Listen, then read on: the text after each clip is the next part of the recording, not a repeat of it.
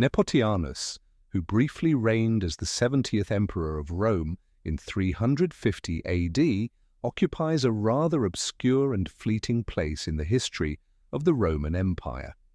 His short reign, lasting only a few months, occurred amidst the larger tumult of the 4th century, a period marked by frequent civil wars, power struggles, and shifting allegiances within the empire.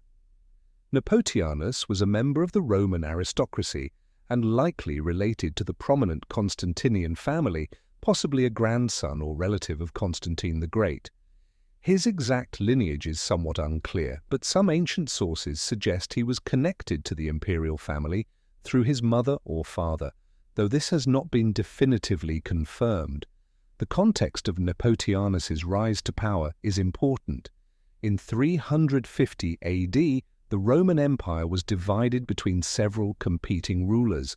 The Western Empire was under the control of Constans, the younger son of Constantine the Great, while the Eastern Empire was ruled by Constantius II, another of Constantine's sons. However, Constans was not universally loved, and his rule was unpopular among various factions in the Western Empire. Nepotianus's rebellion began after Constans was assassinated in a coup led by Magnentius, a military commander who had become disillusioned with Constans's rule.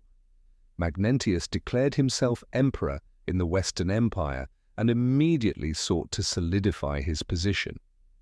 Constantius II, ruling in the East, was not pleased with the rise of Magnentius, and tensions between the two soon escalated into open conflict. Nepotianus saw an opportunity in this volatile situation. In the city of Rome, where Constans had been a somewhat distant and unpopular ruler, Nepotianus was able to rally a group of disaffected citizens and soldiers to support his claim to the throne. His supporters proclaimed him emperor on June 3, 350 AD, marking the beginning of his brief reign. Nepotianus's reign, however, was short-lived. His claim to the throne lacked the support of the powerful military or the broader imperial apparatus, and he was unable to gain the backing of the eastern part of the empire, where Constantius II held significant authority. Despite these challenges, Nepotianus took measures to consolidate power in Rome. He assumed imperial regalia and attempted to rally the Roman Senate and the people around his cause. His rule, however, was more of a local uprising rather than a full-scale rebellion that could challenge Magnentius's authority over the Western Empire. The failure of Nepotianus's reign can be attributed to several factors. Firstly, the military support for his cause was limited. He was unable to secure the loyalty of key legions, and his forces were not strong enough to withstand a response from Magnentius. Additionally, Nepotianus lacked the political and military experience necessary to govern effectively. His reign appears to have been more of an opportunistic move rather than the result of a well-established power base. Moreover, the support of Constantius II, the Eastern Emperor, was crucial to any potential challenger to Magnentius's rule in the West. Constantius II had already committed to removing Magnentius, and Nepotianus's rise provided him with an opportunity to act. In the summer of 350 AD, Constantius II sent troops to suppress the uprising, effectively ending Nepotianus's brief rule. Within a matter of weeks, the forces loyal to Constantius II advanced toward Rome. Nepotianus, who had been unable to secure significant military support or even hold his position in the city, was swiftly defeated. His brief reign came to a bloody end when he was captured by Magnentius's forces.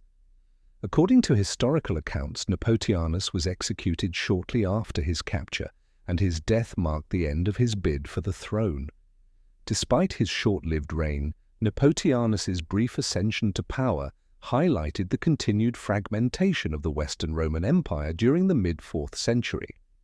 His rebellion, though unsuccessful, was one of many rival claims to imperial power during a period marked by instability and competing factions within the empire. Nepotianus's name, however, quickly faded from historical records, overshadowed by the larger struggles for power between Magnentius, Constantius II, and later emperors. Nepotianus's reign left little lasting impact on the Roman Empire. Unlike other short-lived emperors, such as those who held power during the crisis of the 3rd century, Nepotianus's reign did not catalyze any lasting political or military changes. His brief rule is mostly remembered for its symbolic importance in the larger narrative of the Constantinian dynasty's decline and the internal fragmentation of the empire. The emperor who followed Nepotianus was not another usurper, but rather Constantius II, who had defeated Magnentius in 353 AD and solidified his control over both the eastern and western parts of the empire. Constantius II's reign would continue for another decade before his death, marking the end of the Constantinian dynasty. In conclusion, Nepotianus was a brief and ultimately unsuccessful claimant to the Roman throne. His rise to power, centered in Rome amidst the turbulent politics of the mid-4th century, was crushed by the forces of Constantius II and Magnentius. While his reign was fleeting, it serves as a reminder of the political instability of the time, where power could change hands rapidly and emperors rose and fell in quick succession,